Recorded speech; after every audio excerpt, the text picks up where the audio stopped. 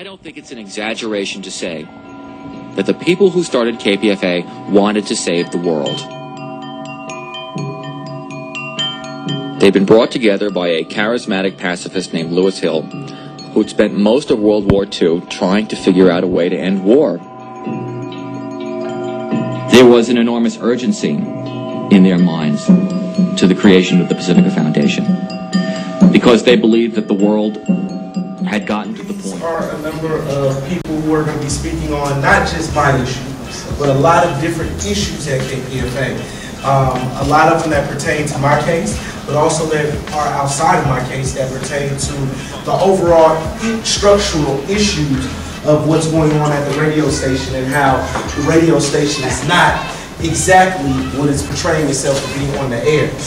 We don't want to just have a session where we just argue or debate about the issues. We want to have a session too where we have some kind of solutions. What can we do as people who care about a 59,000 watt radio station do to better it?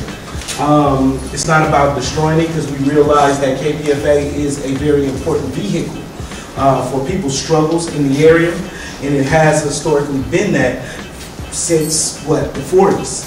So I usually always start everything with my slam bio. I also want to shout out to Mundialo Silencio co-host Bruce Allison and T. Bucio, youth scholar at CORE, because we operate as a family always, and we operate as an indigenous family, not separate but always together, because we are all threaded together as people, as indigenous peoples in struggle and resistance. But first I always start by incarcerated for crimes of poverty, that's being homeless, poor, and on welfare in this capitalist society, currently at risk of falling back in the cracks, but I'm on this earth to save the world through the word and the process. Maybe my battles, I got to keep people alive. I got about 15 elders a week coming to me being evicted and moved out of their homes and onto the street, and all of the things that we hold at CORE Magazine, as well as a revolution to get a liberation as landless peoples to get off of this bloodstained American dollars. So we keep on keeping on no matter what. We keep our media alive. We create our own stuff as well, and if you all know www.coremagazine.org, PNN TV, and PNN Radio.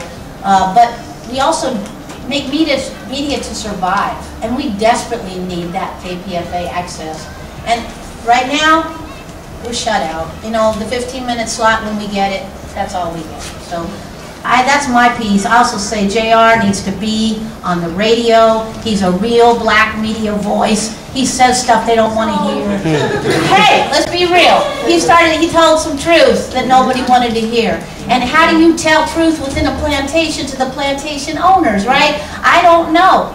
But I say, yeah, big ups. Let's give a round of applause for our my name is Gerald, and I was asked to talk here because I have had my dealings with Pacifica. Personally, I've been on the LSB a number of years. We want people to defend JR's right to do his broadcasting on KPFA. We're not calling for people to agree with and support everything he says.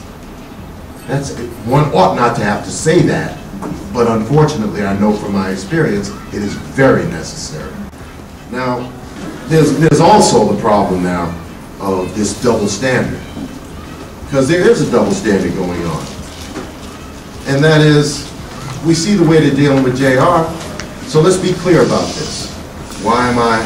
Well, I'm going to talk about due process in a minute, but the same thing with youth radio. Youth radio was on the air, and I think they played a record, and they weren't very careful, and the record had the F-U-C-K word in it.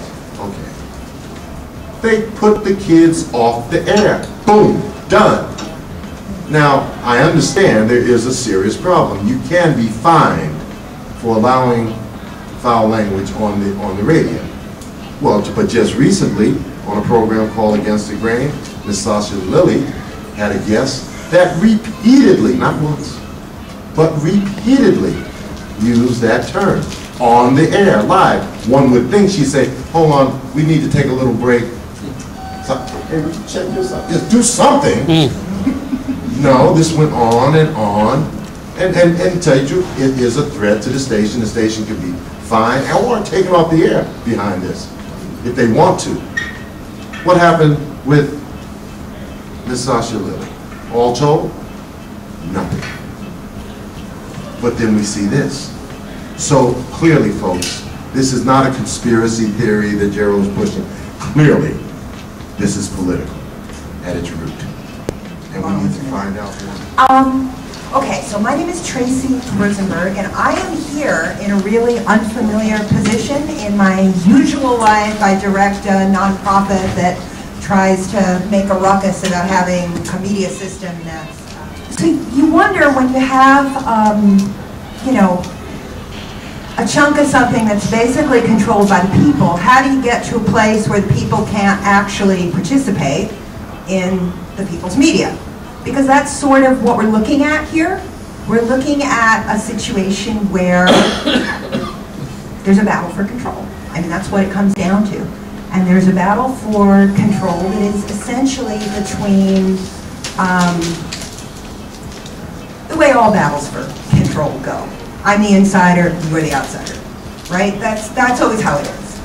And the question becomes, you know, how can you be an outsider to something that essentially belongs to you? How can it be that you knock on the door and say, I have a great idea for the program, and the answer from the people is, we don't care.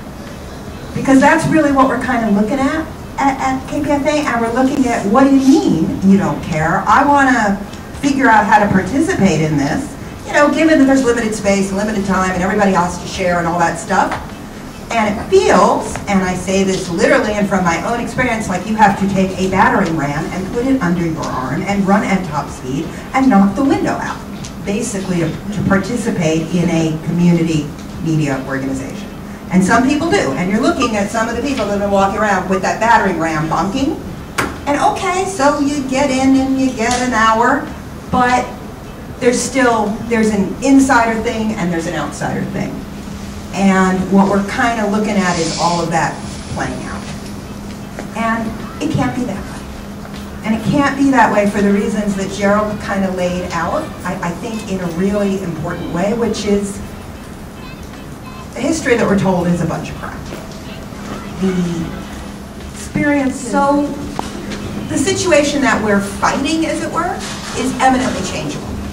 And the bad news is, a vote costs you. It costs you $25. And I'm sorry about that. And that's wrong. It's like a poll tax. It costs you $25 a year to participate in this experience. But for that $25, you get to say, fuck the fort. That's not what community media is supposed to be. And, you know, just to give my little pitch here for what it's worth, God, this is hard. Anyway, if each of you, over the course of the next year, bugged your friends and family the way that activists always bug their friends and family, and said, you know, hey, join this organization because it needs to be better, and we can do it. It's only 25 bucks. There must be something on the radio that you like to listen to that's worth 25 bucks. Something. If each of you did that for 20 people, I'm going to kind of count here, 20, 40, 60, 80, 100, it looks like that would be about 1,000 votes, say? And the numbers are 1,000 votes, we're looking at a different reality. That's all. My turn. Greetings, everyone. My name's Frank Sterling. I go on the air a lot of times by Free Will in Franklin. I'm a member of the apprenticeship program and also a current member of the local station board. And a couple of things I would say. I'm not going to be as long as the other speakers. I'm really more here to see if I can answer any questions that some of you may have, and I really want to hear from you all and the others on the panel. But I'd like to agree with, I'll start right here next to me when Tracy was here, about the voting. I'm an elected member to the local station board from the staff. The staff had to vote for me to get me where I'm at. So if you could take what Tracy said and try to talk to some friends, get them to participate and vote in the station, maybe there can be some change in that fort, as she called it. So I would just reiterate that. Also, I would agree with Gerald, right? Gerald? Close enough. Gerald? G. All right, G. With what you said, that we don't always, there has to be a difference in defending and supporting. When I heard what JR did on the air, the fateful day, you know, and I finally got a hold of him, I don't always support the way JR does his things or everything that he does, but I will support the right to be able to call out truth on the air when you see it. It's not always pretty on the air, and it happens more than you think, and sometimes people are just more subtle about it when they slip their way in. JR would happen to be very forward and straight to the point. So I would support his right to bring the stuff up that is inside KPFA. That was a good turnout tonight. I mean, this is one of the biggest meetings that's been held for some time on KPFA. even though it's required by the board of directors there, to have a local station board, to have town hall meetings. I think they're afraid to have town hall meetings, quite frankly, because they're afraid to actually get the voices of people in the community who want change, who want real voices out there. That's why they haven't happened, and that's a requirement in the bylaws. So some people apparently can violate the bylaws, and others, you know, it's different. In any event, I mean, I think that basically there is a situation at the station that it makes it impossible to change the station.